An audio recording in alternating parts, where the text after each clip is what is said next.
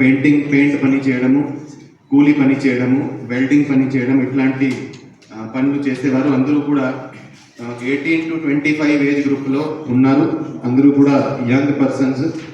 వీళ్ళు ఈ పెడ్లర్స్ ఎవరైతే అమ్ముతున్నారో వాళ్ళ దగ్గర నుంచి చిన్న చిన్న క్వాంటిటీ తీసుకొని కన్జ్యూమ్ చేస్తూ ఉంటారు.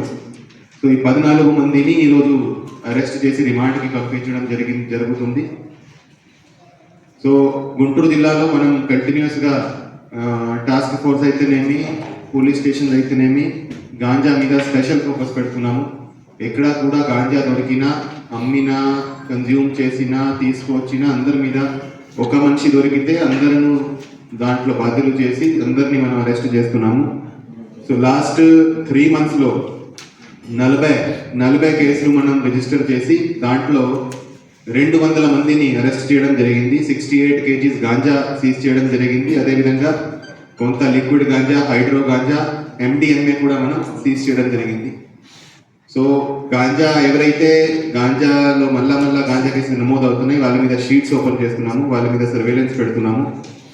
అదేవిధంగా ఎవరైతే మల్టిపుల్ టైమ్స్ ఇన్వాల్వ్ అవుతారో వాళ్ళ మీద PD యాక్ట్ కూడా పెట్టడం జరుగుతుంది. ఆల్రెడీ 7 మంది మీద గాంజా అఫెండర్స్ మీద మనం PD యాక్ట్ పెట్టడం జరిగింది. PD యాక్ట్ అంటే ఇది నార్మల్ కేసు, అరెస్ట్, బెయిల్ అలా ఉండదు.